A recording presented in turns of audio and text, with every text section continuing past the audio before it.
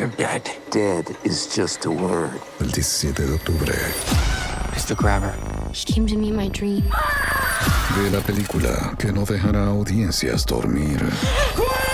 What do you think happens when you die in a dream? It's time to find out. Ethan Hawke. I'm not afraid of you.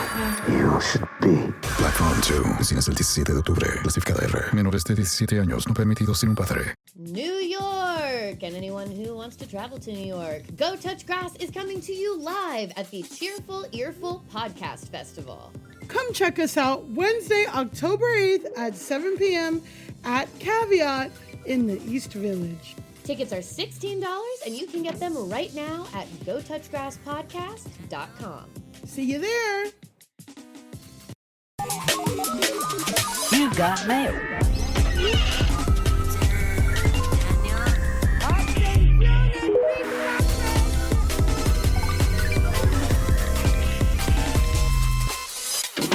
Hi, I'm Elise Morales. And I'm Millie Tamaris. And this is Go Touch Grass, the podcast where we log in. so you can log off. Millie and I are two chronically online comedians, and on this pod, we break down the week in internet discourse, viral memes, TikTok trends, and niche influencer drama so that you can go do literally anything else with your time. And if you like what you hear today and want to hear more, we got to Go Touch Grass Patreon with tons more content weekly, access to our Discord community, and our spin-off series, Search History, where we go back and break down a viral discourse from the past. This week on Patreon, we've got Life of a Showgirl reactions. Which is spicy. Yeah, so if you want to hear us talk about that, you want to hear us talk about Nicki and Cardi briefly. We could go further into that topic, certainly. Yes. If you want to hear us talk about some of the Charlie and Taylor of it all, that's another topic we could go into probably a lot more deeply. And I think we'll have updates soon because Charlie posted a picture of herself in the studio. So I think we're maybe about to get a response. And you know what? And my sympathy is a knife.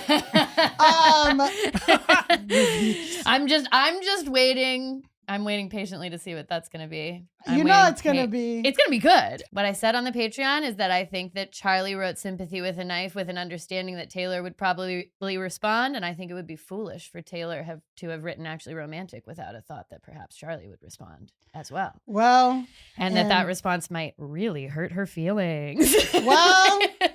I think she's cruising for hurt feelings. And let's talk about it. Let's pause because this is again foreshadowing because it is again people who spark a beef and then get their feelings hurt. Yeah. Circle, put a pin in that. I think we might be looking at hurt feelings. That's what I'm going to say. That's what I'm predicting. Hurt feelings today. That's what I'm ready to say definitively. And what are you ready to say? You guys should be ready to leave us a 5-star rating and review. Wow. Really, really, really good. We love reviews. We need more of them, but the best review you can give us is to tell your friends about the podcast.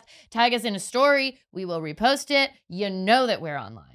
Guys, speaking of being online, Go Touch Grass is on YouTube. We have full episodes every Saturday with extra funny moments that didn't make it to the audio. Also, I just have to say, as the resident video editor, guys, this week's YouTube is late because did you know you can pay $55 a month for editing software? And sometimes after spending hours editing an episode, the software just says, we're not going to export it. Cool. And then you have to spend all weekend with customer service. And it's still not fixed.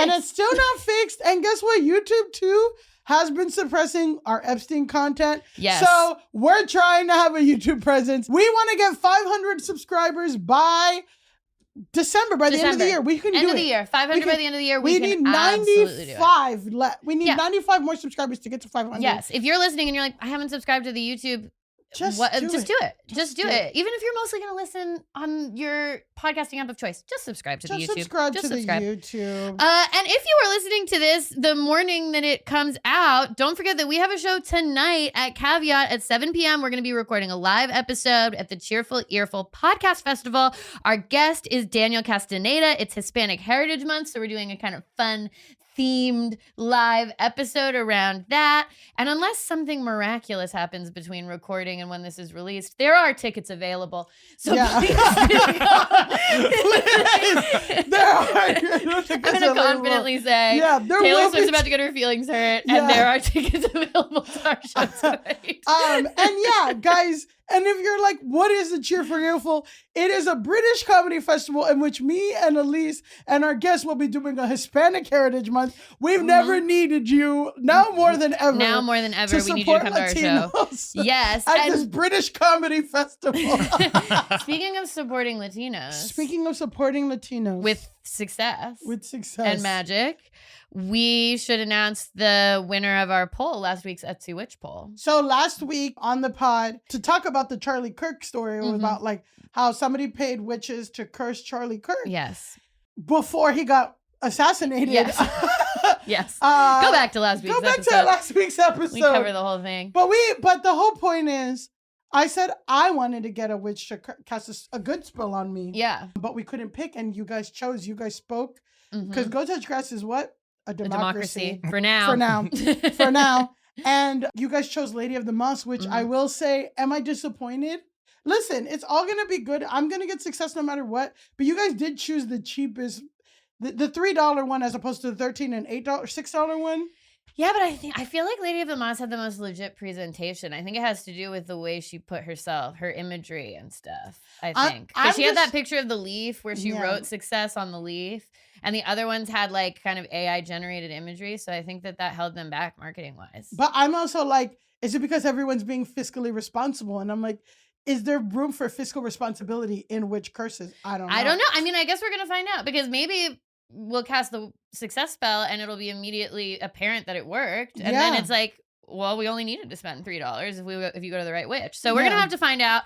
We will find out. And now, finally, it is time for us to bring in our guest. Yes. We are so excited to have him here today. Guys, you are familiar with his work, even if you don't already know, because today in studio, we have the creator, the writer of the Go Touch Grass theme song. Yes. Okay. But more importantly, his original play, Paperclip, just finished a run at the Soho Playhouse. Please welcome into your ears, Doug Widick. Woo-wee! I'm so happy to be here. Wow. Following your own work. Y'all have just heard the theme song.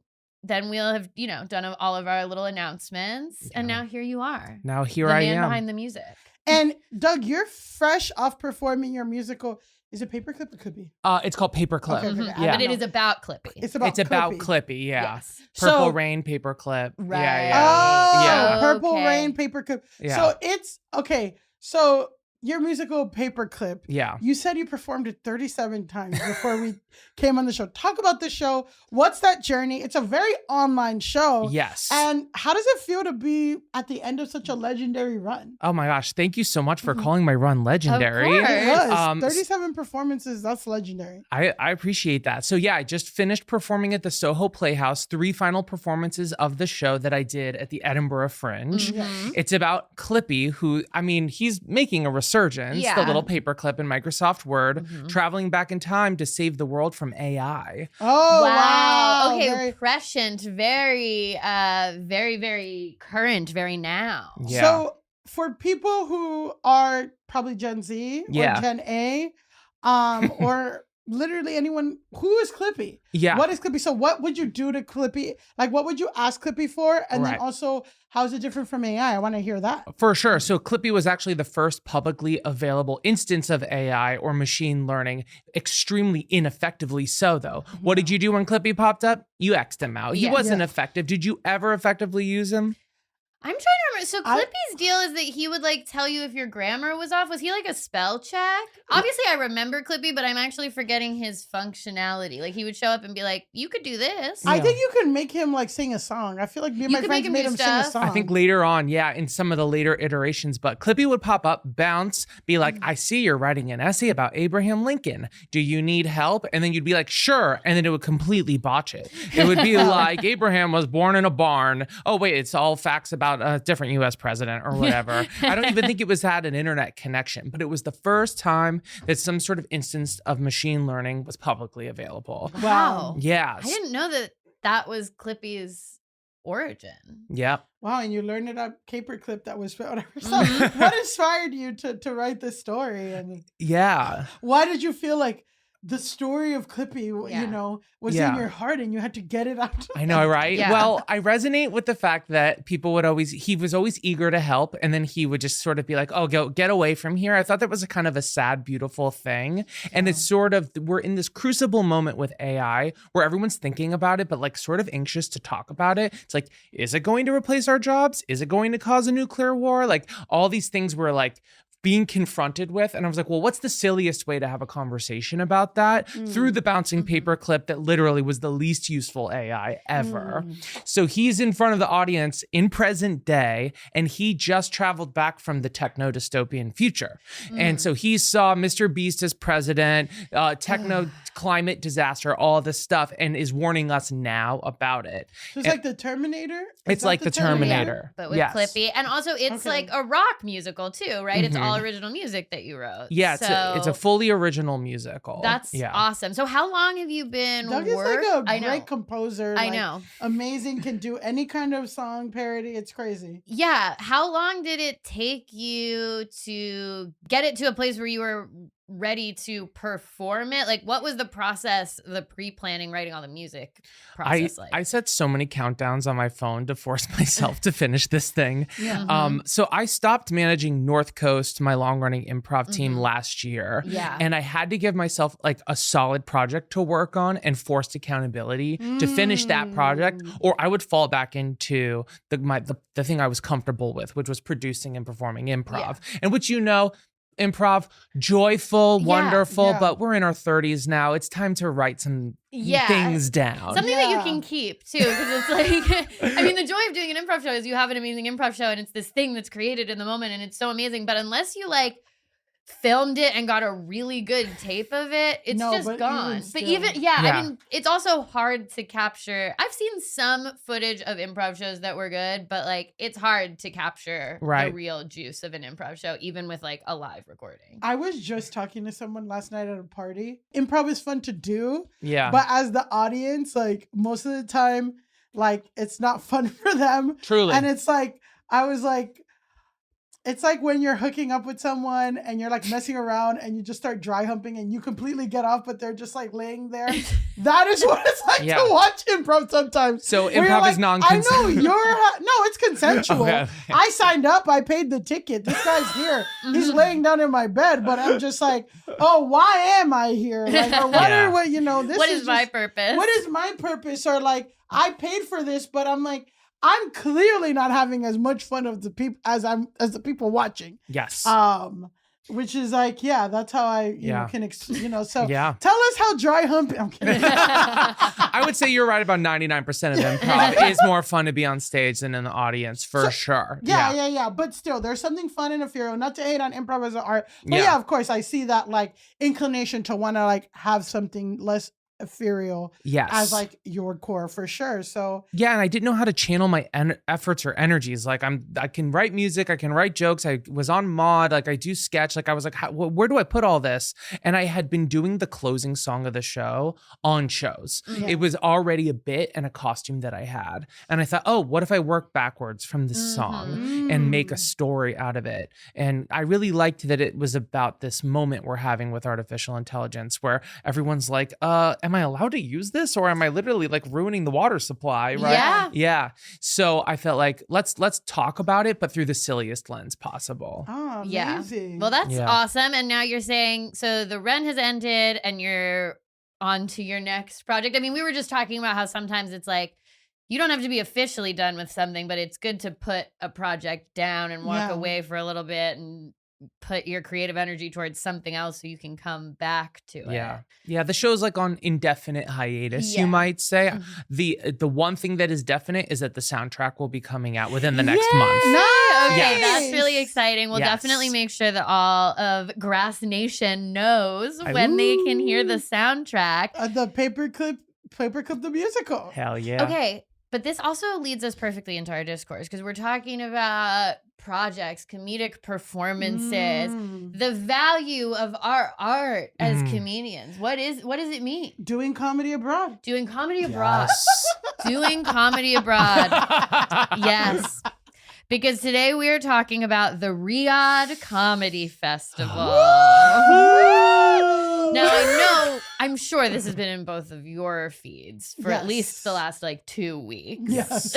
Yes. For anyone listening, we are getting into true comedy discourse today, but it's a real discourse. Yes. And it's been discoursing. And the real heads know that we get into comedy theory, comedy philosophy. Yeah. We get into it in this podcast. So Yeah, but I do try sometimes to be like, okay, is this a thing that just comedians are talking about and it's like so niche, or is this like a wider discourse? And I think that this counts as a wider this discourse. is wider discourse, but also the Grass Nation's in on it. Oh, yeah. Grass Nation's in on the chuckles. Yes. I noticed that it started hitting mainstream stuff like 3 or 4 days ago where it was like everywhere. Because my wife was like, I have no idea what you're talking about. Because I was like at the breakfast table, like, oh, Riyadh. And she was like, I don't know what you're talking about. Yeah. But now it's starting to hit everywhere. And now she knows what you're talking about. Yeah. Fully. And also Because you just got back. Because you were just it was so funny. I put my hand in the sand and, I had the best time.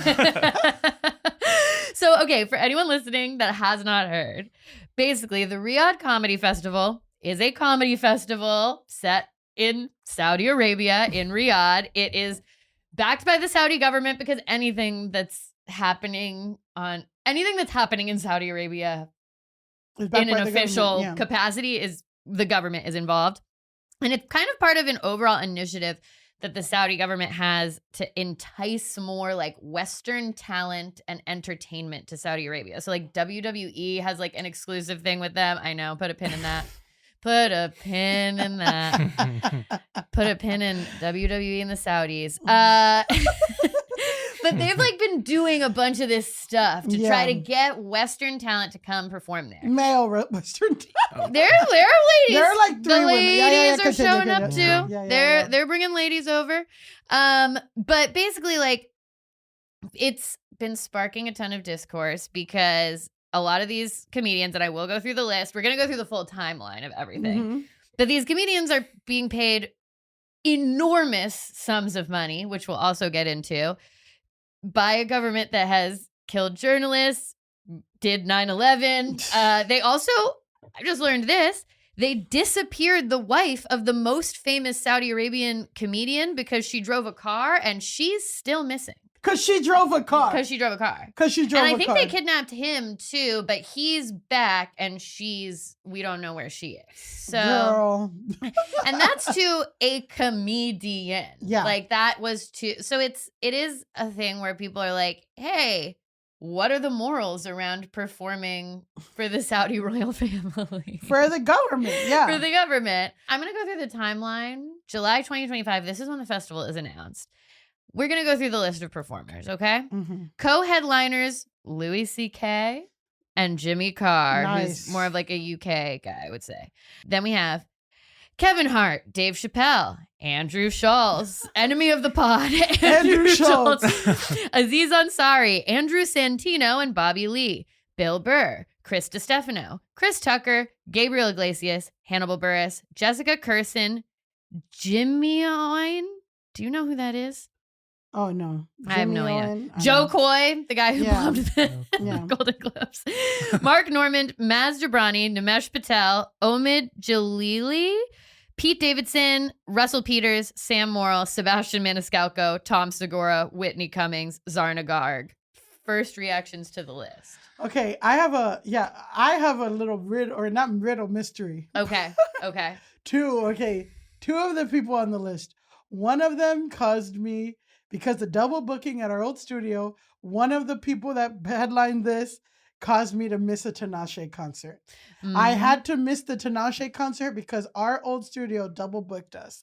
And so I have a grudge against one of the people on the list. Another person on the list was a former guest of our other iteration of a podcast and said that they loved Elon Musk. So these are the people that, and another person is more than one person on this list has credible sexual assault allegations.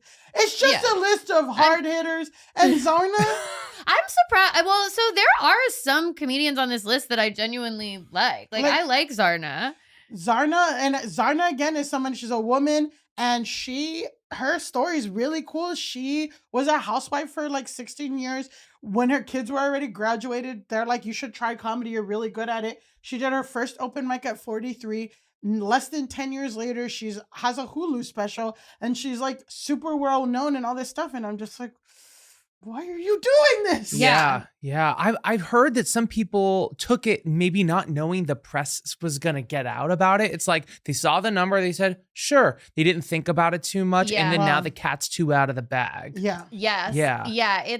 I mean, I do think that some people maybe just, because we're going to get into how much people were paid in a minute, Yeah. but like some people maybe just said yes, not really thinking about like, well, what does it mean to do a comedy show in Saudi Arabia? It's not the same as doing a festival. Like maybe they had a mentality of like just agreeing to do a festival anywhere. And it's like, no, in Saudi Arabia, if you're doing a festival, that means that it is like sponsored by the Saudi government and that it is under the auspices of the Saudi government. Okay, so that's the list. So it's kind of, there are a lot of people on it where it's like, yeah, obviously Louis C.K. is going to do it. Yeah. He's a sex pest in the New York Times. Like there has been a expose about this man. I'm not like, oh, how did he do it? And then there are people like Zarna, like we said, Hannibal Buress, like people who are Bill comedians. Burr. Bill Burr was a big one that's hugely really surprising Yeah.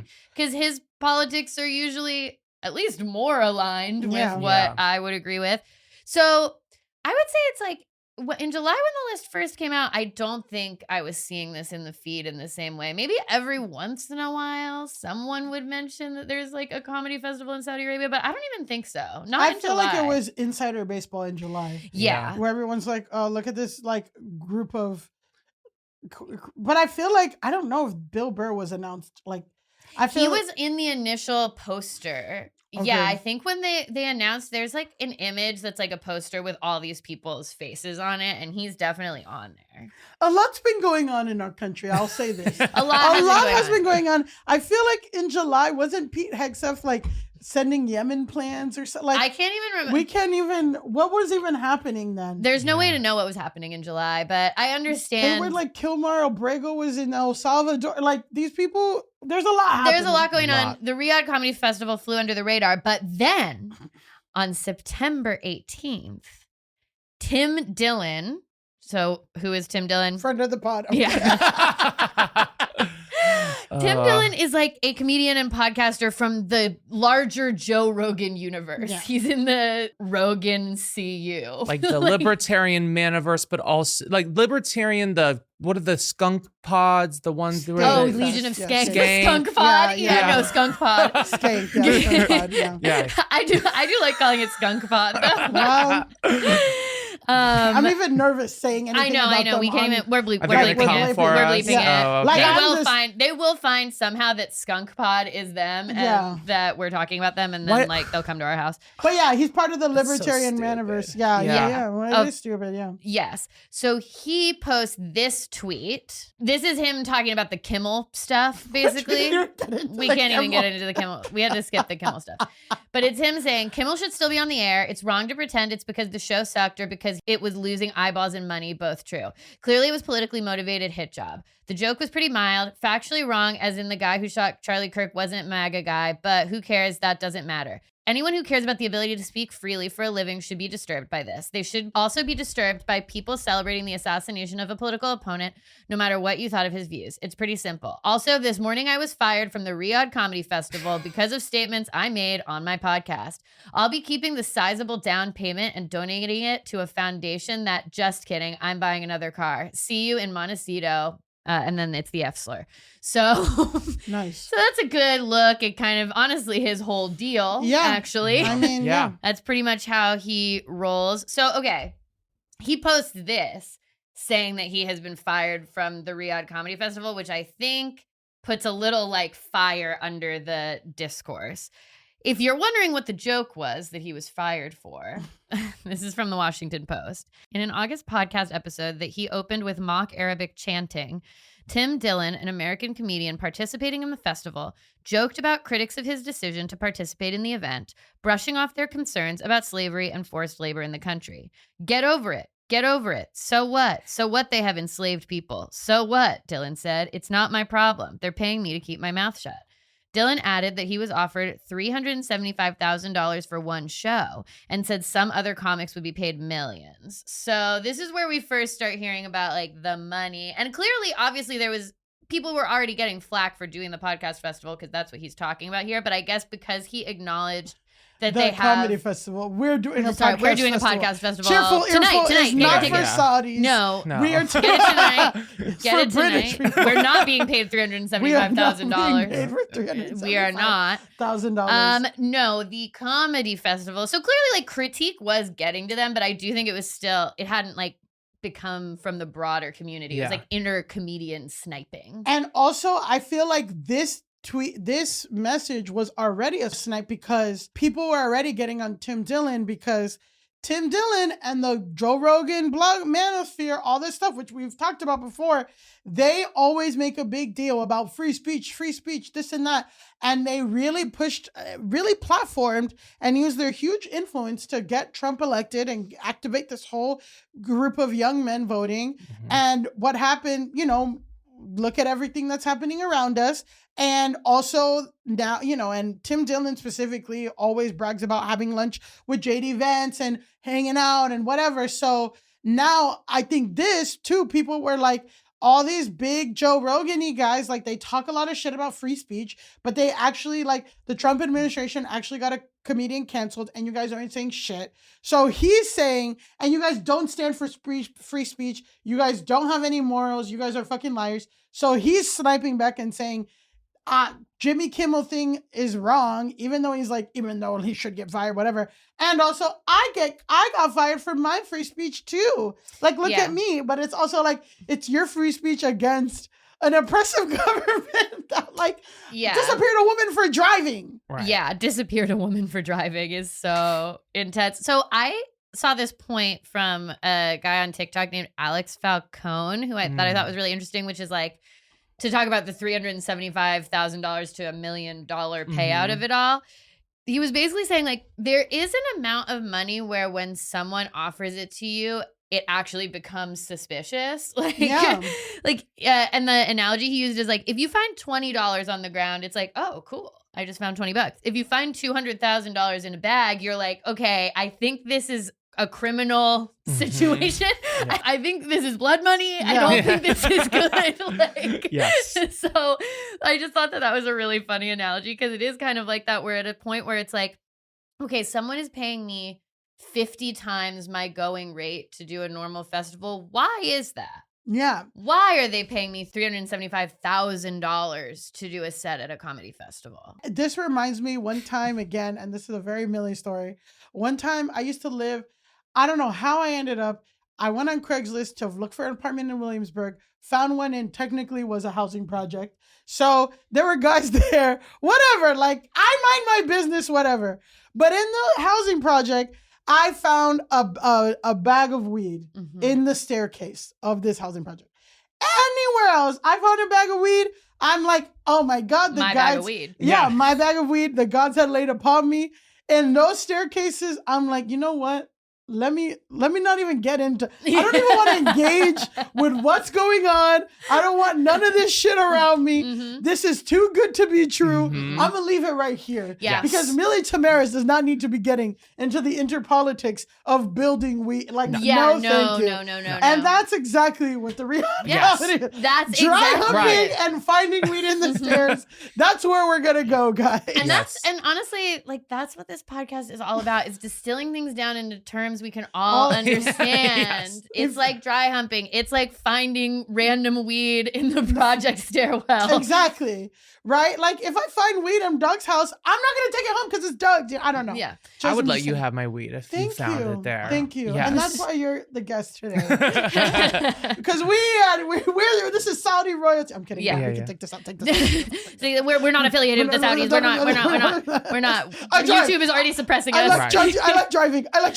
It feels like if they're overpaying these comedians, there's hooks, right? There's hooks in that money. Just like when they overpay you for being in a commercial. They're saying you can't talk about other soap brands. Yeah. Right? Yeah, it's that's a true. non-compete. So you're like being a non-compete with yourself when they overpay you for that. And it's just like, that is exactly the opposite of what all these comedians are hawking. That their whole brand is, I don't do that. So the fact that they took the money, it just shows that it was like, I don't know if you've seen Lou Wall's show at Soho Playhouse, but it's all about like the persona that comedians put up. Yeah. And like the fact that there's the fifth wall that comedians put up, which is their sort of like creation of themselves. And it showed me that like, oh yeah, Bill Burr, working class comedian who comes out and rails against billionaires, has a price too. Yeah.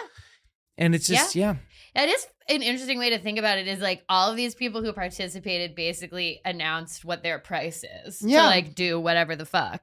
So, okay, Tim Dillon comes out. That's September 18th. That's when he says like, I got fired from the festival for talking about the fact that they have like enslaved workers in the country. Meanwhile, Lisa's at Tokyo's Disney. I'm having the best time. I'm not engaging in this at all. We're not I'm in my own world. Yeah. Then September 23rd, the festival gets condemned by the Human Rights Watch. So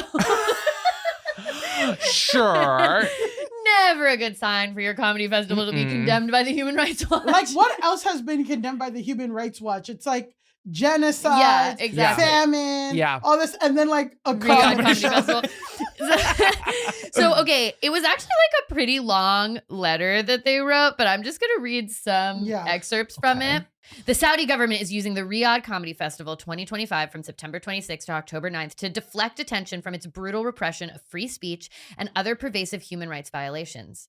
The festival dates include the 7th anniversary of the Saudi state-sponsored murder of the journalist Jamal Khashoggi. Jesus. That's crazy. So the festival took place on the anniversary I did not know that. That's fucked up. So that's insane. Everybody gets a duffel bag as they're walking out of the festival. And takes place... Please forget instead of never forget. Yeah. Literally though. And it takes place months after Saudi authorities executed a journalist, apparently for his public speech. Participating comedians, to avoid contributing to laundering the Saudi government's reputation, should use the festival to publicly urge Saudi authorities to free unjustly detained Saudi dissidents, journalists, and human rights activists. The festival lineup includes, and then basically names everyone who's on the festival. It goes on to be like, basically they like urge these comedians to speak out on behalf of several different people who they list. And then they also talk about the government of Crown Prince Mohammed bin Salman has aggressively organized and bankrolled high-profile events featuring major international artists, celebrities, and sports figures. The investment in these events is tied to the Crown Prince's Vision 2030, a plan to overhaul the country's economy and attract foreign investors and tourists. Among its elements is to create more leisure and recreational options to enhance the image of the kingdom internationally. Then it goes in and like talks about Tim Dillon by name. It calls out Jimmy Carr by name. And then it ends with Mohammed bin Salman's creation of an entertainment industry has been adopted alongside advancements for women and youth. While extensive and important, these changes have also helped obscure the dramatic curtailing of civil and political rights since he became crown prince in 2017. While the emerging entertainment industry was being lauded internationally, Saudi authorities were simultaneously carrying out a wave of arbitrary arrests of dissidents, activists, intellectuals, and royal family members. So basically they like put out this really intense statement. They're like, if you're doing this festival, you should use it to speak out. They list all the recent crimes, basically going back to like 2017. They're just focused on like bin Salman, the crown prince. Not they can't even do. Yeah, we can't even go all the way back. Go all the way back. Yeah. But I feel like this is when I started hearing about this. Was probably after this letter got released. Yeah. I feel like I heard about it before, but I also think like they brought up a lot of good points, right? And it's that, and this is kind of like the counter argument, right? It's like they are using you to launder their reputation, which means you are making the reputation clean. If people who go like, I'm not going there because I don't want to fuck with that. I don't want to engage. It's too messy. That's how the attitude has been for Saudi Arabia. So like people are like, they're countering that by saying like, yeah, like come and do this. This is so fun here. Everyone has a good time. Here's a picture. You think this guy's a dictator? Look at him with Dave Chappelle in a picture. And hear Dave Chappelle talk about how great it is over here. Yeah. Oh, you think we're an oppressive government? We let this sex offender do comedy. Yeah. Exactly. And like, yeah, it's exactly like that non-compete thing. It's like, and the more that it gets normalized, So maybe a Dave Chappelle fan is like, wow, Dave Chappelle had a fun thing. Maybe I should go there. Yep. And then again, nothing changes about the way that they're running their government and all this stuff. People go to Dubai on vacation. They go to these places. They're trying to do that. They're trying to be like, oh, we're going to go to the Middle East for vacation. And now Saudi Arabia had Dave Chappelle. Don't you like Dave Chappelle? And it won't be weird to go there. Yeah. And I guess too, what also another counter argument or like another thing that people are saying is like, it's one thing to have a concert in a really difficult place. Like, for example, or something, I don't even want to use examples because it's like, but it's like, for example, a country that's at war, like if you have a thing, like for example, in Russia, like a concert in Russia, right? That's different than Vladimir Putin presents, the Russian government presents this. All the money is coming from this. Yeah. You know what I mean? Now you're actually directly versus like I have a show in Moscow that happened. There's this festival that happens every year. It's happened for 40 years. It just happens to be in Russia, and they're currently going through their thing with Ukraine. I don't want to punish Russian people for whatever. No. From the government. That money is coming from. And the government gets their money from exploiting people and not paying people wages. Like that's where a lot of people get their money. Like that's how you get a billionaire and a lot of money. You don't pay people. Right. It's not that hard. That's also a point people are making because some people, comedians who eventually like are defending themselves against this or whatever, they're like, well, the United States isn't perfect. Like, can I not play shows in the US? And it's like, again, to your point, your shows in the US, the financial benefactor is you and a comedy club, not even like the state that you're in. Like the US government, I mean, maybe in some kind of weird trickle down way of like, it's the economy and blah, blah, blah. But like the US government does not directly make money off of your show at like, Chuckle Hut, Idaho or whatever. Like, Yeah. And it's different from Millie Tamaris and Elise Morales doing a show in South Florida or something versus Ice presents Millie Tamaris and people would be like, Millie, Elise, what the fuck? And when people perform at the inauguration or shit like that, they do get clowned for doing that. Yeah. Like you do get called out for doing shows that are directly tied to government entities, etc. So, okay, next thing that happens in the timeline, September 24th. That is when comedian Zach Woods, who we have all watched Improv 201 improv world. Yeah. You might probably know him from like The Office, Silicon Valley. He's in a bunch of stuff. He posts this video. It's a special time of year. It's the Riyadh Comedy Festival. And all of your favorite comedians are performing at the pleasure of Turki Al-Sheikh. And he is the head of the entertainment authority over there. And he has so many people thrown in prison because they tweeted stuff he didn't like about the soccer team or whatever, that there's a wing of a prison nicknamed after him where they hang people by their heels from the ceiling. Now, there's a lot of drips, killjoys, and dweebazoids who are saying, oh, they shouldn't do comedy over there because it's whitewashing a regime that just in June killed a journalist and killed Jamal Khashoggi and played a big role in 9/11. Shut up. Name one comedian who hasn't whored themselves out to a dictator. Sinbad in the 80s would go perform for dying Nazis hidden out in Argentina. Mr. Bean would do private shows for Idi Amin. Me and Bibi Netanyahu have collaborated. I pitched him a prank show called The West Bank, where it's hilarious. Like people in masks show up and eject people from their homes, and they're terrified. They just traumatize these families, and then they can never come home. And it's been going on for years, but this season has been like action-packed. And it's a prank show, but there's also a true crime element because it violates international law and people have been killed a lot. Let's not get our, moral panties yanked up, wedged high in our rumps. Human Rights Watch has been begging the comedians not to participate in the whitewashing of the horrors that are ongoing in Saudi Arabia.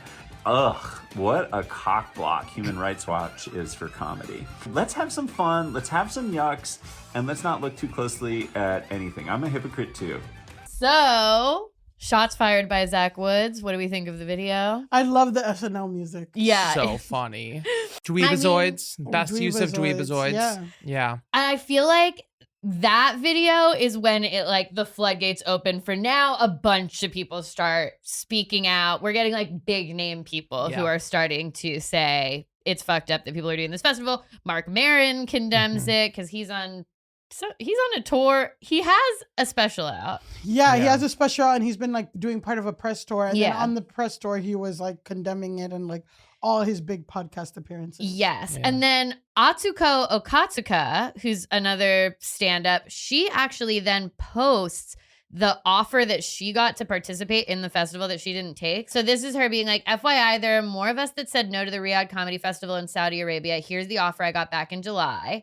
And she has the fee blacked out, but like it's a really long blackout to the point that I'm like, that looks like a lot of money. Yeah. Like the fee is redacted, but it's a long enough number that I'm like, okay, interesting. And what's also interesting is that she also attaches what the speech expectations were. So it says like, you are not allowed to make fun of the royal family. You're not allowed to make fun of their religion. You're not making fun of any religion. Yeah, at all. Yeah, you're not allowed to talk about religion, basically, generally. So when she posts this, it confirms that like these comedians who took this have agreed to have their speech curtailed for being in the festival for this redacted fee.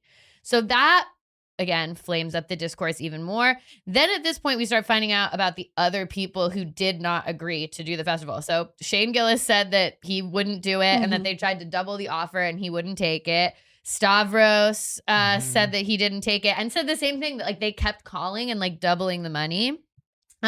Leslie Liao and Mike Birbiglia have all said that they were given offers.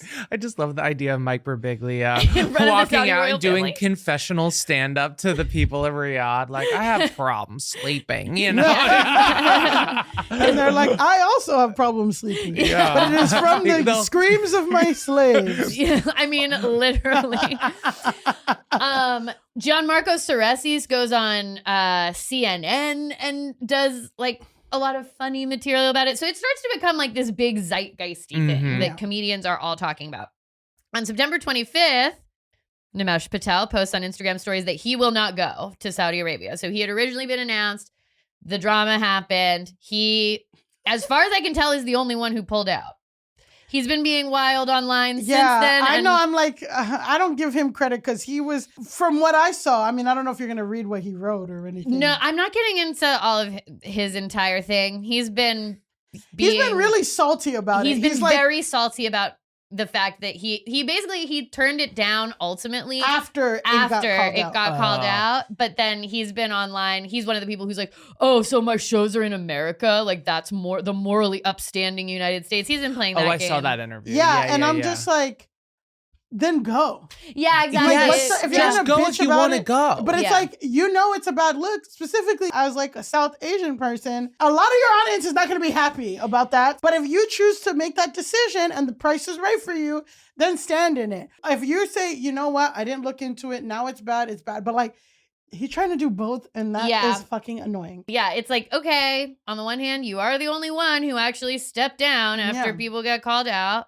Okay, but ever since then, everything has been this like salty attitude about it. Like, you guys didn't let me perform in Saudi Arabia for $375,000. You guys are fucked up. You guys are fucked up. You guys are hypocrites. Like, I can't believe I have to do this. And it's like, no one told you to not do it. Well, people did tell you not to do it. Only the Rights Watch. Only the Rights Watch. Just Human Rights Watch. Just Human Rights Watch. Sorry that Human Rights Watch said, hey, if you do this, you will be endorsing an oppressive government regime. And then you're like, oh. You guys are so annoying. I mean, it's literally the tone of Zach Woods' thing. Yes. But I do want to acknowledge that he did step out. He is the only one that stepped out. So September 26th, the festival opens. They all just do it. Yeah. Everyone but him does it. Dave Chappelle apparently during his set said, it's easier to talk here than in America. Which, cool, Dave. Okay. Because Dave, and again, you know, not even to get into it, but Dave one time spoke at a his high school. He was like alma mater of his, or he went to his alma mater, and there are teen kids that were like, "Hey, we don't think it's cool for you to be transphobic," and he got a bunch of backlash. And I'm like, yeah, I'm sure like a bunch of teens saying, "Hey, it's not cool for you to be transphobic," is less fun than being paid by Saudi royals. And also, yeah, you can do all your weird transphobic shit for the Saudi royals, I'm sure. Make fun of them. Make fun of them right now. Make fun of Mohammed bin Salman. Talk about the people he's murdered. Do it right now. And we'll see what's worse, getting yelled at by a bunch of teens or being put in this prison where they hang you by the ankles. Like, it's just so funny to be like, you get canceled for stuff in America. And it's like, they've killed multiple journalists, killed them, sawed up their bodies, put them in a bag. Like, what are you fucking talking about? No, cancel culture in the US is bad. And that's also the thing is like, there's so many people, and there's not to say there's no merit to anyone who says that cancel culture, online pileups, but that's different, right? Like cancel culture and online pileups and all that, like, it's not that it's like a perfect thing or that, you know, it never gets anything wrong or it never oversteps, but like, it's like a lot of these comedians, a majority of the comedians in this Riyadh Comedy Festival lineup have made their entire careers talking about how it's the worst thing that happened to humanity is cancel culture. And Biden and Kamala are the worst thing that happened to humanity and the worst thing that happened to this country. And then again, they're endorsing this. They endorse this president who has fucking violated free speech and done all this shit that they were scared of. And also are purposeful, like performing for a government that's even worse. And it's like nothing. It's not even that you have a price because everyone has or, you know, who wouldn't, like whatever. We don't know people's situation. But it's also like everything you say is bullshit. Like everything you say is bullshit. Because am I going to be like, of course, Louis C.K. or whatever. Everybody has a price. Like I have to pay my rent, whatever. Not to say I'm going to do Riyadh, but it's also like, yeah, I'm not going to say fuck ICE and all this stuff and then do a show for ICE. Yeah. Or do a show for something that's even worse than ICE. Yeah. Yeah. Yeah, exactly. So, okay, to that point.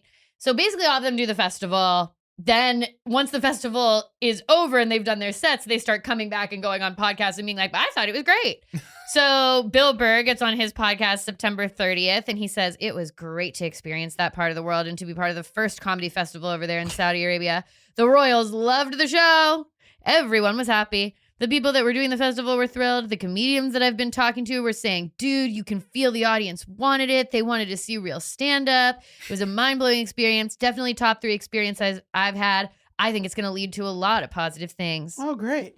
And then he says that the restrictions on what comedians could say had been softened. But he doesn't say that they weren't. Again, it's like there were restrictions on what you could say, though. Basically, what he says is that they pushed back on the rules and were like, if you want good comedians, you're not going to be able to have as many rules, and that they were softened as a result to just don't make fun of the royals or any religion. But it's like, okay, those are 2 huge topics. Yeah.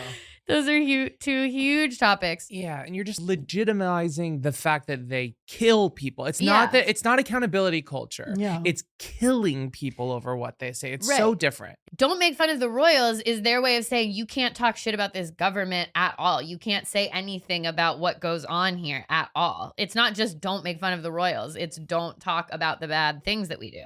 So on October 3rd, Jessica Kirson comes out and she says she regrets doing the festival. She's the only gay woman on the lineup. Cool. But then she says, I'd hoped that this could help LGBTQ plus people in Saudi Arabia feel seen and valued, girl. I'm grateful that I was able to do precisely that. To my knowledge, I'm the first openly gay comic to talk about it on stage in Saudi Arabia. Right, but could anyone in the audience be openly gay? That's a question. I received messages from attendees sharing how much it meant to them to participate in a gay affirming event. Were they Saudi Arabian? Because I don't know if they could tell you that. At the same time, I deeply regret participating under the auspices of the Saudi government. But then she's not like, I'm going to donate the money or anything. No. She said she's donating the money. money. She? Okay, did? never mind. Yeah. Never mind. I'm wrong. I'm like, yeah, it's nice to be like, I regret it after you got paid and did it. Like, right. Now she's going to just pay the taxes on it. Yeah, I know. Yeah, right. Like, whatever. Like, it's better. I mean, well, which one would you prefer? Nimesh, who didn't do it at all but bitched about it the whole time, or Jessica Kirsten who did it, Yeah. but then is donating the money and saying that they regret whatever. Well, and think about it, like she did it. Her agent's not donating their Yeah. portion. The manager is Yeah. not doing. Plenty of people are still getting paid from this. Yeah. And yeah, sure, she donated it. Maybe she can sleep at night now. And they still got what they wanted, which was to have this big comedy festival that they're, billing as the world's biggest comedy festival. Like they got it doesn't really matter to them if she donates the money. What she does with the money is whatever. I just have to say, incredibly nerdy Star Wars lore, but like Bill Burr was someone I kind of liked his stuff because I know you're whatever. Bill Burr was someone who like I was like, oh, he's a comics comic. Everyone likes him. And I was very endeared by him and his acting skills when he was in The Mandalorian. Mm-hmm. He played somebody who was like robbed somebody. And then finally he got sent to like prison camp and then like took over this basically Nazi thing and like just blew up a really bad operation. And the whole thing was like, you weren't unsure if he was like pro-Nazi or anti-Nazi. He was kind of in it for himself. And then at the end, he came out like anti-Nazi and he turns to someone like his last line is like, I need to be able to sleep at night. Like I can't go on with these horrors. Like I have to do my part to like make sure this never happens again. And like, I'm like, damn, this is really cool. Like nuanced but it's just like, I need to be able to sleep at night. And I'm just like, you're a bitch. Like, Yeah. like this whole thing, like your whole thing is like, I don't know. It's just like very disappointing from Bill Burr because he's somebody who's so working class. He did a whole thing about like white women, like because his wife is black. Yeah. And he always is talking shit about white women in a way that I feel like it's a little misogynistic. But we can't even get into the thing. I can't even get into that, but Yeah. there's a thing in comedy that some men have figured out that as long as you put white in front of your jokes about like women generally, that you can kind of just be like, I hate women and I think that they're annoying. Yeah. Yeah. So And I think their stuff is stupid. But as long as you say white women first, they think it like launders it. And it's like he did like most of his SNL monologue was about like how white women are bad and how they are blah, blah, blah. And I'm just like, nothing, but like, I'm just like, all of the women that you talked about, like even the annoying ones can't drive in real life. Yeah, exactly. Like they can't drive, they can't have a credit card, they can't have property, whatever. Like, so cool. Like, good for you, Bill Burr. All of the subreddit, all comedy subreddits are just like, Bill! Because people thought he was their working class hero. And I mean, what is he going to do now? Is he just going to pretend like he didn't do it? No, like, he said it was great and he had a great time and he's excited to do more things and it's going to be a positive thing in the future. That's kind of how I want to round out the conversation. So October 5th, Pete Davidson responds on Theo Von's podcast. So cursed. Oh my God, the so Pete many of it cursed all. things. Yeah. Pete Davidson is an interesting one because people are like, Pete Davidson's dad died in 9/11. Very he was a central to his firefighter. lore. So people are like, why did you go on why did you go to the Saudi government's comedy festival when they kind of did 9/11? He doesn't really answer that question in the Theo Von clip. He kind of just acknowledges that he has heard that from people, but he doesn't really have an answer for it. He just says like, some people are saying this about me. Theo Von's not going to push you to do anything because he barely. Do you think Theo Von? Do you think he feels bad about not being invited, Theo Von? Theo Von, like, yeah, but also like Theo Von, like bombs a lot. Like, he just bombed at the Beacon. He just bombed at the Beacon. I think he did 2 or 3 nights for his Netflix special, and people I were heard walking that out. It was really, really bad. That's his thing. So it's like, that's and isn't that sad? Like he's not even good enough to go to Riyadh. Yeah. That's like a whole other thing. If Pete Davidson was like, because this is true, yo, I'm having a kid. I need the money. Yeah. You know, but they're never going to say that, right? Well, he did kind of say, all I did was look at the rate and I agreed to it. Like what's weird is that a lot of them, that is kind of their argument is they're like, they paid me a lot of money and they don't really care that that's whatever. So he kind of, I mean, he didn't say like, I'm about to be a father, but he did say, I saw the rate and I just agreed to do it. And then October 6th, we got David Cross comes out with a letter calling people out, being like, I am disgusted and deeply disappointed in this whole gross thing that people I admire with unarguable talent would condone this totalitarian fiefdom for what? A 4th house, a boat, more sneakers. So he puts out this letter that's like, fuck all of you guys for going. Yeah. At the same time, Louis goes on Real Time with Bill Maher.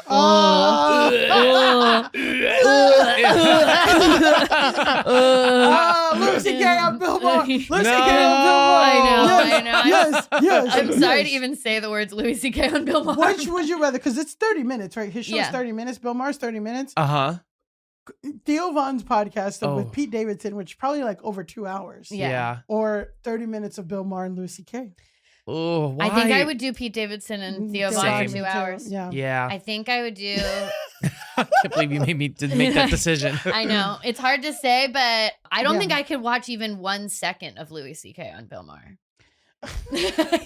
I really don't think that I could watch even 1 second. And the thing with Louis is that he doesn't care if you want to watch it or not. No. He asks. He asks. Oh, he asks. But you're already in the room and the door is closed. Yeah. Is it okay for you to watch it?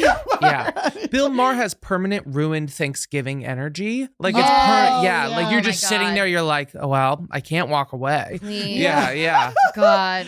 Yeah, it's like they can't. Yes. Oh my God. Yeah. But Can I just flag something? Yeah. In the email, it says produced by Sella Company. So when Pete Davidson's looking at this, he's not thinking Mohammed bin Salman, MBS. But I'm not saying that it's right. But I'm saying I wonder how many comedians even read this closely or their assistants knew where the money was coming from. I think that there are a good number of them who were just like, they're going to pay me this fuck ton amount of money to go here. I'm not even going to think about this at all. Yes. But once you do think about it, maybe you can pull out. Yes. You know what I mean? It's like I would buy it if someone was like, you know what? I agreed to do this because I really just wasn't it sounded like just another comedy festival to me. But after reading the response, I realized it's really different and I'm not going to be involved. Yeah. I would totally not begrudge somebody that, you know? No one has done that. No one's done that. No one has done that. Yeah. The closest is Nimesh, kind of. And then he blocked out, but he's very salty about it. Very salty. And then Louis C.K., I mean, he just gives another mealy mouth statement too, where he's like, what did Louis C.K. say? We were so disgusted. I know. We were so disgusted at the thought of him saying it that we never got to what he said. He said, I struggled about going once I heard what everybody was saying. There's some good in it, maybe some bad in it. But for me, I think it cuts towards going. That's my decision, and I know where it's coming from because I can see right inside myself. And it's like, yeah, great. I trust your moral compass, dude. Also, like, so I heard, for example, Louis C.K., this is like things that I've heard online or whatever, but like, let's say, for example, Louis C.K. got like 1.5 million for this show. Like, I heard numbers that he's making about 300,000 a show in general, like around the world, that he's constantly touring. Yeah. So it's like, okay, it's a lot of money. It's probably 3-4 times more than what he makes a night. But I'm also like, it's not like you're making peanuts, babe. Like you're making good money. Like what could you possibly have to? That's exactly what David Cross's thing is like. Do you need a boat? You need another well, boat. that's the other thing. Yeah, it's like these people, they're getting this huge chunk of change, but it's like Kevin Hart is rich a gazillion times over. He actually can turn down $1 million. That's the thing is like most of these people can turn it down and they didn't. Yeah. Yes. Like I could, again, you know, not to go back to Nimesh, I'm like, I'm sure like he's a more up and coming comedian. Like it might hurt a little bit. It hurts him a lot more than, let's say, a Kevin Hart or a Louis C.K. or a Bill Burr or whatever. I did think that it was interesting that of the people who, but the only person who stepped down is one who I think it actually would be a hugely impactful amount of money, probably. 375. I mean, we don't know what he was offered specifically, but it seems like they were offering hundreds of thousands of dollars at minimum. Yeah, which is, again, like, but, you know, I think you got to make the calculation of like, is the reputation hit worse? And it's just like, you know, for Nimesh specifically, it's a different calculation of like a big core audience is probably not going to fuck with this. So and like versus he like does, a Bill Burr or Louis C.K. where like people are still going to see Louis C.K. Yeah, he does do like political content and stuff too, and I feel like he tries to like straddle the line of like where he stands on stuff. So it's like, I do think it could have hit him reputationally a lot harder and probably lose out more money. This is what we were talking about with Shannon Sharp, where it's like, like somebody is asking for you to settle for 50 million or 20 million, it seems like a lot, but like in the long term, your career has hurt more. So I guess we'll end with this final question, which is, do you guys have a number that the Riyadh Comedy Festival could entice you with? I just wouldn't do it because I'm just like even if I didn't care, I feel like I would fuck up. Like and say, you know what? I love driving, and then get thrown in jail. Yeah, so I honestly would be more afraid. I mean, I would have moral concerns, and then I would also be like, well, what if I like get in trouble while I'm over there? What if all of this is some kind of ruse? Right. Or like, Will I make it home from the exactly. Riyadh Comedy Festival? Well, and I'm just like, I just remembered one time I did my comedy improv group performed at a fundraiser for cancer research or cancer, and it's just like they're like, yeah, and just like no jokes about cancer. They said that right before we got on stage, and it's like, would I ever do that? Is that ever in my spirit? But no, but like I was in my head the whole time, like, don't say that, don't say it, don't say it. And I'm just like, I know with my stand up and all this stuff, like I'd be hanging from the ceiling. There are such better morally dubious ways to make $1 million. Yeah. Absolutely. Like do insider trading. Right? That's what all the old Connecticut people do. Do Yeah. that instead. You don't need to go to Riyadh to make morally dubious money. No, that's just it's too hot. There's Start an AI too firm. much going on there. Start an AI firm. Yeah, exactly, right? I'm like, I could start doing AI spawn. I could make a meme coin. Like, if I want to get into, making my money in shady ways, I can do a lot more. I can do a lot of other things that I would actually feel less bad about. Durante más de 40 años he tenido el honor de contar nuestras historias, de la inmigración a la injusticia, de la alegría a la resiliencia. Pero hay historias que merecen más que un titular. Soy María Elena Salinas y en 5 preguntas converso con quienes están marcando el rumbo de nuestra comunidad, con preguntas que realmente importan. Ya llegó la segunda temporada. Más voces, más honestidad y más razones para seguir conectados. Escucha 5 preguntas donde sea que escuches tus podcasts. Okay. Now it's time for our final segment, Grasshole of the Week, where we nominate one person who needs to log off the most. This person I don't think she's been a grasshole before, but she's definitely a discourse inducer. And it's not like every time she posts, she goes viral, but she does cause a bigger conversation. Sometimes on Go Touch Grass, we say, please go touch grass lovingly. Sometimes we say it not so lovingly. I don't know what to make of this. I don't know. So we'll leave the verdict out, but our grasshole this week is none other than Nicki Minaj. Wow. Oh, God. Kind of amazing that she hasn't been grasshole before. I feel like she might just have to zoom up to Grasshole Hall of Fame. Wasn't she grasshole once a long time ago at the old studio for something? Or if someone related to her was grasshole? Someone related to her was Grasshole again. I'm not sure if we had, because we talked about Gag City. Yes. But we didn't talk about Grasshole. And it's again, not sure if Nicki was Grasshole herself, but we did have a barb, which is what Nicki Minaj stands are called online. They're called barbs because of Barbie, whatever. And we did have a barb be a grasshole because this barb flew from Los Angeles to Arizona to physically fight another teen boy who said Nicki Minaj sucks. So this guy showed up to this cross state lines, got on a flight, showed up to fight this guy, and the guy, the 19-year-old and his father had to call the police. They caught it on camera. It was crazy. So at the time we were like, I think the kid's name is called Jasmine. We're like, Jasmine needs to go touch grass. Like, this is crazy behavior. But now I'm like, was that behavior an isolated incident? Or was that derived from the host? From the queen bee herself? I do think it trickles down. It trickles down. I do think it trickles down. Or maybe she has that energy and she attracts equally manic people, you know? So we don't know. But here's the thing. Last week we talked about brujeria, witchcraft. And we talked about Cardi B for damn near an hour. And I guess that Nicki Minaj felt that. And it didn't sit right with her spirit. No. She was disturbed. She was like, wow, Go Touch Grass is talking about Cardi B, but not me. Yeah. Clearly. She's obsessed she's upset about Go Touch Grass specifically. Didn't sit right with her spirit. So she started a manic, I call it manic. I don't know how else you describe this. A manic series of tweets. Now, disclaimer, there's going to be a lot of disclaimers on this. We know. It's going to be all disclaimers. It's all going to be disclaimers. Good Lord. We know I'm partial to Cardi B, and a lot of this was sparked by their back and forth. I will determine that of the two, Nicki Minaj and Cardi B, based on the frequency and the dark nature of Nicki's tweets, I'm making her the grasshole, but I will leave the floor open for Doug, or at least if they disagree and say Nicki is not the worst grasshole out of this, and they say Cardi is also a grasshole, I welcome counter arguments. But for my segment, I'm saying Nicki needs to go touch grass. Cardi, I'll see.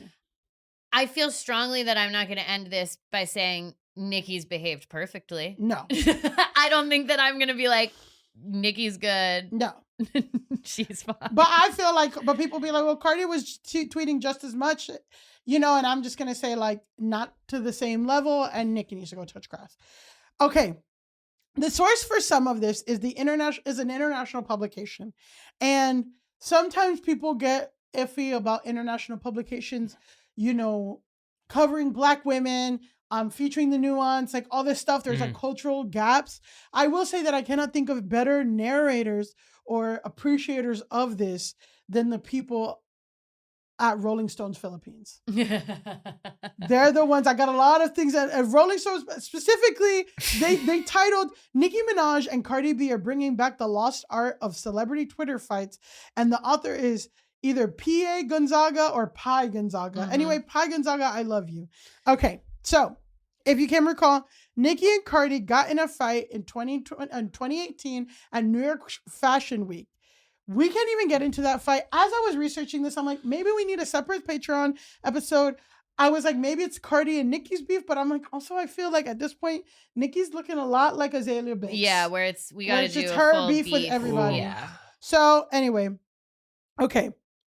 I feel like female rappers have a lot of beefs too, like contemporary ones. But again, there's a difference between having a lot of beefs with people and going back and forth and having diss tracks and stuff, and then getting full Azalea Banks. And we'll see what the difference is, right? So again, like we talked about last week, Cardi released her album on September 19th, and it debuted at #1 on the Billboard charts. So on September 23rd, Nicki Minaj tweeted $4.99. That's all she tweeted, right? Okay. What does this imply? This implies that she is making fun of the promotional price for Cardi B's digital album on iTunes. Basically saying that the only reason why people bought your album is because it costs $4.99. Okay. Now, $4.99 for a digital album, I'm like, that's a great deal, but also it's like, it's a digital album on iTunes. Like, it shouldn't be that expensive, but whatever, right? Then, right around the same time, she posts that on March, she posts the dates 3/26/26, and then an emoji of a CD. So it's implying again she's dropping her album on March 26, 2026. But it's also weird. It's like, first of all, why'd you post about the $4.99 thing? That's weird. And then why are you posting? You're promoting your album the week that your enemy is talking about her album. Yeah. Already, what is the normal price for a digital album on? I've never purchased a digital album on iTunes. Like so. $12.99. $12.99 or $9.99. Yeah. I feel like is the for a digital album on iTunes. But I'm like $4.99. I'm like, that doesn't seem that crazy to me. Like for a digital album that you don't have anything physical. Like I feel like physical. But again, people want to sell the albums to influence the chart. Like Yes. That's why Taylor, I know. There's like 15 versions or whatever. Yeah, she's always playing these streaming games. And Nicki, I feel like, has a similar streaming and numbers related like derangement. Psychosis, yeah, that Taylor also very clearly has, which is like obsession with like getting these little like chart wins and making sure that you have the #1 this, that, and the other, and like that you're every song list, it's you a bunch of different times because whatever, which I think Taylor is more successful at doing for herself than maybe Nicki has been, but they have the same derangement and like obsession with numbers. Exactly. So right here, frankly speaking, this is where I would put her. I'm gonna put the flag on the play and say this already is too much. These 2 tweets, Yeah. $4.99 that she deleted, by the way, because she knew it was. Because if you can't say if she didn't delete it, you could say there's plausible deniability. She's talking about Pollo Loco charging more, whatever. Yeah. No, $4.99. You deleted it. You were talking shit about Cardi B. Yeah. And then you promoted your album the same week, like the week that your like op or whatever is talking about her album. It's already, I'm gonna say two online already. Flag on the play. Go touch grass right there. If I was her friend, if I was Nicki Minaj's friend, right here in the $4.99, I would have told her to stop. It's a very kind of old school thing for her to be doing, to like start Twitter beef with people. Yes. Which that article said, like, it is a lost art Yeah. of starting not adding anyone, not naming them, but like just starting pure beef with shady tweets. It's you don't see that all the time anymore. I feel like you see it more with like lower level, like black influencers and rappers, and but no one to the level of Nicki Minaj, and no one to the level. Well, Cardi B will fight with people. She'll respond and fight with people, but she won't ever like whatever, right? So yeah, any other thoughts on like this? Doug, your face is. It's just how far we've come since Starships. Like I I just know. like the Nicki now is just not what I was a fan of. Like she is constantly having beef with everybody. Ever since she said you hop on your good foot about Megan. About I Megan see Thee her Stallion. differently ever since then. I'm like, what's your problem? Go make a good album instead. Why are you just Wow. constantly trolling people? And it's interesting because people say like Starships is a very controversial song. Oh, is it? People Oh, because she don't went like- pop, right? Yeah, people don't like the pop twist. So it's but it's a banger and it was fun. Yeah. It was a banger and it was fun. So it's just like, you're like, bring back the fun, Nicki. Or like the early mixtapes. She had these early mixtapes that were Yeah. so New York. She would rap over boom bap beats, not just Yeah. trap beats. And like I was like, that's like a cool side of Nicki. But I mean, from what I've heard, she's just like really, really high, tweeting, live streaming the wall and talking at the wall. Yeah. Yeah. I mean, it would be different if she had been releasing really, really amazing music this whole Yes. time, but it's been a long time since we've gotten a real hit from her. Yeah. And I really loved her for a time. Like, yeah. And like, again, it's, to me, it's like, cause she's had, looking as N-words. Like, I like that song. And it's like, she's done a harder pivot to more rap to her roots or whatever. But yeah, like, I don't even care if it's like a huge hit, but if it's like interesting or saying something, whatever, but like, she's not doing it. No. And like a lot, and you know, also too, I will say a criticism of Nicki Minaj, and we haven't even really gotten to it yet, but a criticism of Nicki Minaj's music is that her music is not able to grow with her in her new stage of life. And again, we've talked, this is like now our third time on a pod talking about Cardi B's album. I'm like, I actually see like the complexity of being a woman at her age, like reflected in her music in a way that you can't see with Nicki Minaj. Like she's still rapping like she's 22 and she's like in her 40s. So, all right, cool. So we know that it doesn't stop here. We know that this is just the beginning. So for the next segment, I want to do a disclaimer, but I'm going to copy the disclaimer that I saw on the BuzzFeed recap of all these tweets, which again, there is a BuzzFeed recap that I used, and it's called Nicki Minaj and Cardi B are fighting, parentheses again. So here's what their longtime beef is all about. And then it's from Michael Thompson, and there's the author's note. The following social media exchange between Cardi and Nicki includes serious, unsubstantiated allegations and explicit language. I'm sharing several messages from their back and forth as they were posted in the order they were shared. Go Touch Grass, and then I'm going to add into this perfect disclaimer. Go Touch Grass is not responsible for anything you hear, and also we do not agree. This is not an endorsement of these views. Okay. On September 29th, Nicki and Cardi went back and forth with a series of now deleted tweets, including Nicki's comment. So Nicki Minaj has this thing where she calls Cardi B Barney B, and she thinks that Cardi B looks like Barney the... I didn't mean to legitimize you're legitimizing how petty. It's just, again, how far she's fallen. I know. Barney? Yeah, Barney B. So, look, using Some the 4chan rhyme scheme, humor. So using the rhyme scheme from the song Magnet, the third song from the Am I the Drama album, which apparently this is rappers JT from City Girls and Ice Spice. Nicki wrote A, B, C, D, E, F, G, surgery to look like me, tell the rat and tell Jay-Z, Rico fraud and perjury. Saying like, she got surgery to look like me. Nicki has like a beef with Jay-Z that I don't want to say is completely like, that's kind of the problem with Azalea Banks. And a little bit of Nicki in some ways is like, there's some truth, there's some like understanding of why someone would be upset with them. So that was Nicki's tweet. Then Cardi wrote back and she said, damn, she was streaming Magnet hard as hell, huh? Again, didn't mention her, didn't add her, didn't say anything incendiary yet. Then Nicki tweets this. She tweets, A, B, C, D, E, F, G, falling off the charts with a big belly, running trains. And then another thing says, barefoot, still smelly, still you could not outsell me. And I just have to remind you that Cardi B is like 7 months pregnant. So like Nicki is actively, picking fights with a pregnant woman. So then Cardi responds and she says like, why do you keep bringing up my album? It's not the gag that you think it is. You've been in the game like 16 years. You need to compare yourself to your peers that started around your time. Rihanna, Taylor Swift, Drake. Those are the numbers you need to be competing with. And you can't because you're doing lower than all of them. I was in high school when you came out. What the fuck is you comparing yourself to me for?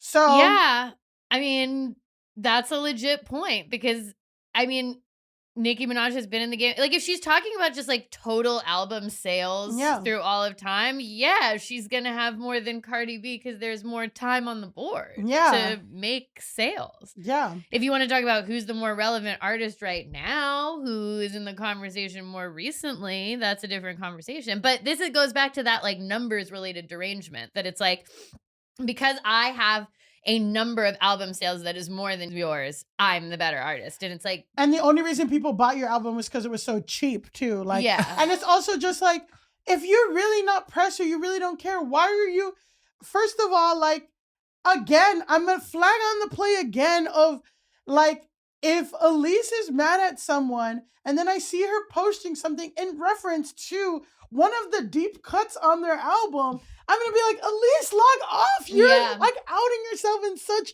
a cringe way. Why are you using the rhyme scheme? Again, Magnet is not a single. Because, okay, if it's a single, but it's not. It's like a deeper cut. And you're using the rhyme scheme to diss her. Like, this is cringe. Stop. So again, then Cardi B being like, I was in high school when you came out. You need to compare yourself to your peers. Like, that is also true. Of course, the Barbs are like, wow, Cardi B, she just admitted that she's not on the same level as Nicki Minaj. She's pathetic. Now we can stop comparing the two, blah, blah, blah. The Barbs are crazy. So then the next tweet that Nicki said was... it's a picture of Barney. Just an AI generated image of Cardi B looking like Barney. Honestly, that Barney looks gorgeous. That Barney does Barney look looks gorgeous. amazing. It gave Barney like Cardi B's tattoos, and it says, Bardi B, tell me how you've been getting seizures from the knot. I guess like she got like some kind of surgery or something, or some kind of plastic surgery procedure that is resulting in that results in seizures. That's what Nicki's trying to allege. Yeah, and says, oh, bitch, tomorrow. That was tweeted at 8:43 p.m., right? So this is important.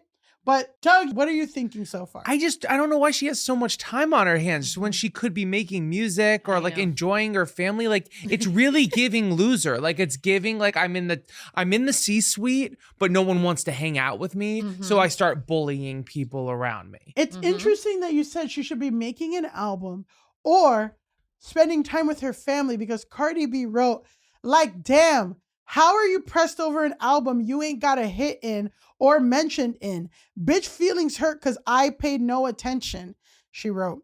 And then, this is the thing, you haven't even cut your fucking kid's cake. My God, it's 6 p.m. in LA. You must have took your first line of the day. Ooh. But basically, Nicki Minaj is coming for Cardi B. She made this 8:43 p.m. on the day of her son's birthday. So Cardi B's like, it's her son's birthday? It's her son's birthday. No. This is what I'm saying. I'm like, Cardi B's responding a lot more than I would like, but Nicki B getting into Nicki Minaj. She's making AI Barneys on her son's birthday. Right. Like, that is not good.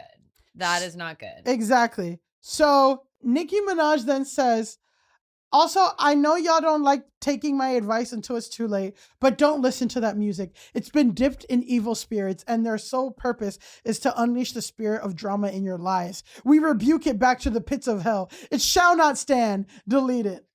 Oh, so she's saying like Cardi's album will release demon Demons of spirits dramas. into demons of drama into your life. I mean, it's not wrong. I have had a lot of drama. Yeah. But pointing the finger That's a with full 3 moon. back, she's the one creating the drama. She's unleashing the spirit of drama. I know. No one has ever unleashed the spirit of drama more than Nicki Minaj. No, yes. And then she goes, Barney B and Culture Vulture. She spelled culture with a K, which is how Cardi B spells the name of her daughter. That's her daughter's name is K. And also Culture Vulture. We're getting back into the very tried and tired and true argument that a lot of Black American people have with Afro-Latinos about if they're Black or not. Is Cardi B a culture vulture? Is she taking the culture? Whatever. Very, very complicated, nuanced thing.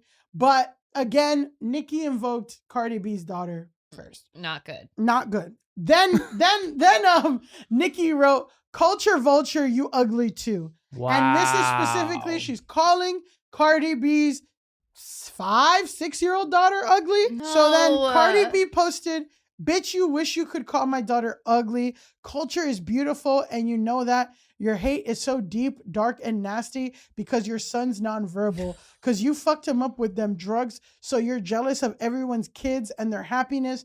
Bitch, where the fuck you at? Stop talking. Don't stoop. She stooped, but I'm also like... It's And good then for the album. And then Nicki Minaj also too, at that time, she's reposting barbs that have pictures. Cardi B's daughter 6 or 7, like she has like a smiley. Her smile has a lot of gums in it. Nicki Minaj is zooming in, focusing on the gums, retweeting things that are calling the girl ugly because her barbs are crazy. She's retweeting that. It is very funny to be actively promoting an album called Am I the Drama and then be on Twitter and be like, and your son's nonverbal. And I'm like, oh my, I think you are the drama. I understand. You know, she didn't go there first, but she did go there eventually. Yeah. And that is a place to go. That is part of her. She has a line in her album where she says, you guys be listening to false things and you be eating it up. But when I stoop down to the level, you guys say Cardi is evil as fuck. And it's like, well, there we go, Cardi.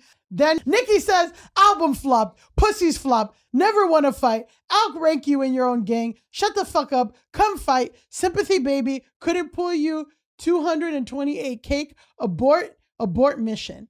So I guess sympathy, I think she's saying like your sympathy baby, your pregnancy couldn't get you more than 228,000 album sales. She's obsessed with these album numbers. sales. She has this very particular derangement. And it's interesting that Cardi called out Taylor as being like one of the artists who came up in the same time as Nicki, and that they have this similar obsession with like streaming numbers, getting accolades of that nature, like these kind of like numerical value related things as a way to lay claim to being the best and the number one and all of that stuff, when we all know that those things are like very easily manipulated. Right. Yeah. And you're both rich as fuck already. Yeah. Why not just collaborate if you're so into those numbers going up? Yeah. Well, Nicki called out. She was like, your team reached out to me to do a joint tour and a joint album. And I said no because you're pathetic. And I'm like, that would have slapped. I mean, it would have been great. It would have. It would have slapped. So, and first of all, I say album flop, pussy flop. I'll say that Cardi B, I'll say it right now, she probably has a healthy pussy. I don't She's think her not- pussy's flopping. I don't think her pussy's flopping at all. No. I would say her pussy's doing quite well as she's pregnant with her 4th child. Yeah. I something think else. she's kind of. Of the things that we know about her pussy, I would never No. Flop would never. I would never say. And then, so again, the abort mission is like, you're talking to someone who's 7 months pregnant. So then Cardi writes back and she says, trying to call me out to fight because I'm pregnant at fuck. You never have that energy when I see you in person. I've seen you at 2 Met Galas and you never have that energy. But where the fuck you at? My N-words is outside right now. Where the fuck y'all at? So, and she's basically like, send me your address. I also don't think it's true that she's never won a fight. Hasn't she famously won a fight? Cardi B? Yeah. Didn't she? I would assume that a stripper from the Bronx has won a fight, like just Yeah. in general. And then things continue to take a turn as the messages between the artists involve family and use violent language.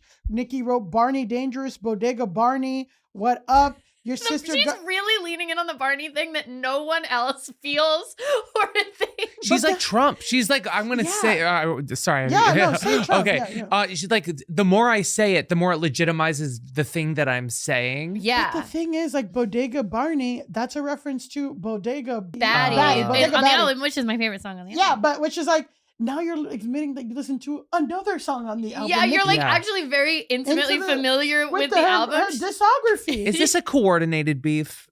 I don't know. Just like your sister can get that chest caved in if you pregnant with another monkey or roach right now. IJS, I don't know. Or I'm just saying. Maybe I'm just saying. Or I'm just saying for entertainment purposes only. Then we get to this iconic tweet that says, Papa Bear, because her baby's name is Papa. I'm so sorry you can't speak and banging spoons because your mom couldn't put the drugs down. I'm sorry your mom not even paying attention to you on your own birthday because she's such an obsessed and dark-spirited hating hoe. I'm so sorry. And then Cardi says this next tweet. And she says, yeah, drop the addy right now and don't go tagging the feds and the police like you did 3 months ago, you pussy-ass bitch. Shut the fuck up. Okay. Quiet as is kept. The truth is you've been diagnosed with schizophrenia and bipolar for almost 9 years. You're also heavy on drugs, cocaine, perks, and Xanax. You don't listen to anyone around you. The only person that you listen to with power is Kenneth Petty, her convicted rapist husband. Okay. But you know what happens with that Amex when you get sedated? Cardi is like firing some. She's firing some Yes, babes. it's giving Kendrick shots. this. Yeah. Then Cardi says, always want to fake dear black women. Girl, shut the fuck up. You done beef with every black woman in the industry. Like who the fuck beefs with SZA? And you always be slick throwing shots at Beyonce, the most problematic people, while always bootlicking a white artist ass and posting their accomplishments while they want to ignore you. And let me tell you something. I say what I want, when I want. You don't stop shit here. Ain't nobody fucking scared of you. No Riyadh Comedy Festival for Cardi B. No Riyadh Comedy Festival. Cardi B is not going to be She's at turning Riyadh. it down. Then she wrote like a really long thing, which like, Dear Onika Tanya Mirage, I guess that's her real government name. I mean, I don't even want to like really read this out loud. It's so crazy. It's like, I know you experience a lot of trauma and abuse, but drugs is not going to help you. You need to go to therapy now. I'm going to let you know this today. Your husband's not stopping you from the albums. He lets you do drugs all day to numb you so you can max out your credit card. Like just I mean, things. she went in. Nicki keeps replying. She keeps going. And then Cardi finally, she gets to this tweet. She goes, I'm letting you know again, stop playing with my kid, bitch. You just mad because your son's favorite color is 5. Get the fuck on, you crackhead. There's a few things where like Cardi goes low because again, like Nicki Minaj makes fun of Cardi B for being pregnant yet again. Cardi's like, you were crying to fertility doctors. That's crazy. But then this is again, there are some allegations that, you know, Nicki Minaj's son has developmental issues or is developmentally delayed. So Cardi B's referencing that. Is that okay? Do I love it? No, but Favorite color is 5 is crazy. It's crazy. It's crazy. Yeah, but I'm that like, is a schoolyard insult if yeah, I've but ever it's heard also it. like if you're putting AI generated video, like images of me looking like Barney. So then it cut like I don't even think it's about the Barney. It's that she was calling her Calling daughter ugly, and and that's reposting like that Cardi the was daughter's like, ugly. okay, we want to say shit about each other's kids. I'll say more than you could ever possibly and you have no. imagine. So then this is when Nicki apologizes and says, "Dear culture, truth is, I did all of this for a bigger purpose, and one day you'll understand. You're a cute child, and lots of cute kids have funny looking gums before they grow into their features. One day you'll see this, so I have to say, I apologize. As a child of God and queen of my community who look to me for integrity, you're an innocent child and don't deserve any of this. One day your mother, aunt, and many more will be brought to their knees for what they've said and tried to do to my young prophet, beautiful boy. Take care, my darling. This isn't who I am. Mm. So now she's trying to apologize after the your favorite color is 5 comment. But I'm just saying that while Cardi's, behavior wasn't perfect, do I condone it? No. But it was caused by who I think needs to log off. And again, the whole reason for this is just because Cardi B's album was doing good. Yeah. And it was getting a lot of like critical acclaim and all that stuff. And it was the week within it. It wasn't like people were talking about it for 5 months. It was like within the week you had like you crashed out. You had to crash out. Yeah. I'm not going to say that Cardi wouldn't benefit from also logging off in this interaction. Okay. But I think if we're choosing the bigger Grasshole, it's Nicki for starting it, for perpetuating it, for the AI Barney, for the fact that it's her son's birthday as all of this is going on.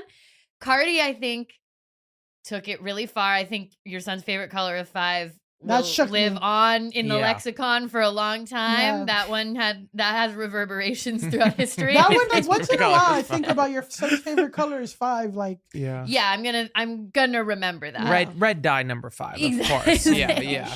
But I do think that ultimately Cardi B was reacting. She was in a place of being reactive, whereas Nicki Minaj, once you invoke the kids, you have to know that like we're taking things to another level. and it's not even like your daughter's ashamed of you, which is invoking kids, but whatever. But it's like your daughter's gums are ugly. Like, Yeah, and you're talking about a 5-year-old kid, and you're talking to Cardi B. Like, you have to know that once you say to Cardi B, I think your daughter is ugly, that things are gonna get wild. And this is Don't tell the feds. This goes back to what I was saying on Patreon. It's like I think stars take shots at each other knowing that something's going to get fired back. And you have to take into consideration, what do you think is going to happen if you say, Cardi B, your daughter is ugly? and yeah, Doug. I know more about Cardi's album now than I ever would have otherwise. So this was a gift in some ways to Cardi. But Nicki, total grasshole, way bigger grasshole. But Cardi said, I'm going to stoop for optics. Yeah. And it worked. And now what are we saying? Your son's favorite color is 5. And I'd be interested to hear your thoughts on the album, Doug. I want to hear your thoughts on Cardi's album because I feel like, I mean, pretty much. I mean, Nicki Minaj. And I feel like, is this...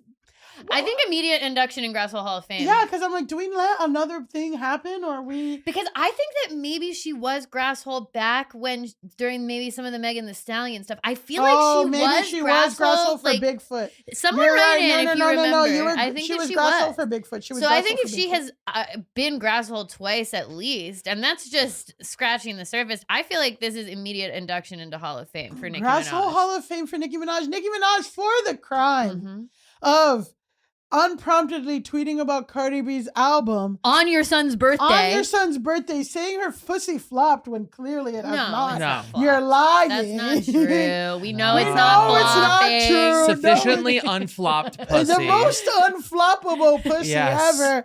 Unflopped pussy. Unflopped pussy. Nicki Minaj, you must go touch grass. Wow. Perfectly done, Doug. Doug.